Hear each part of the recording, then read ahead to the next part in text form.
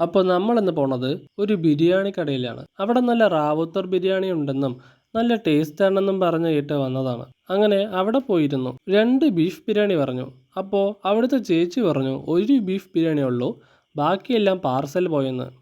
അപ്പം തന്നെ മനസ്സിലായി ഇവിടുത്തെ ബിരിയാണിക്ക് നല്ല ഡിമാൻഡാണെന്ന്.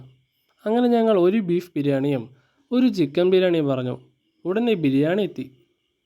ആദ്യം ചിക്കൻ ബിരിയാണിയാണ് വന്നത്. അതാണേ നല്ല ചൂടുള്ളതും. 2 പീസ് ചിക്കനും കുറച്ച് അതിൻ്റെ ഉള്ളിലൊക്കെ ഇട്ട ഗ്രേവിയും വെച്ചൊക്കെയാണ് തന്നത്. കുറച്ച് റൈസ് എടുത്ത് കഴിച്ചു നോക്കി. നല്ല ടേസ്റ്റ് ഉണ്ടല്ലോ. ചിക്കൻ പീസും വെച്ച് കഴിച്ചു നോക്കി.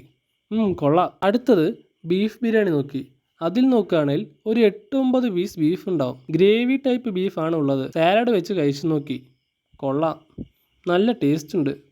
വലിയ ആംബിയൻസ് ഒന്നുമില്ല ഇവിടെ, പക്ഷേ ടേസ്റ്റിൻ്റെ കാര്യത്തിൽ ഒരു മസ്റ്റ് ട്രൈ തന്നെ. ഒരു പഴയകാല ടൈപ്പുള്ളൊരു കടയാണ്. ഇവിടെ പൊറോട്ട, ദോശ, അതേപോലെ നാടൻ ഐറ്റംസ് ഒക്കെ കിട്ടും. അപ്പോൾ സ്ഥലം വന്നിട്ട് പുതുനഗരം അടിച്ചെറയിലാണ്. പക്ഷെ കടയ്ക്ക് പേരൊന്നുമില്ല. പക്ഷെ ഞങ്ങൾ ആ ലൊക്കേഷൻ കാണിച്ചു തരാം. അതിനുശേഷം ഞങ്ങൾ കുറച്ച് പരിപാടിയെല്ലാം കഴിഞ്ഞ് നേരെ വീട്ടിലെത്തിയതും അമ്മ നെയ്ച്ചോറ് ഉണ്ടാക്കി വെച്ചിരിക്കണം.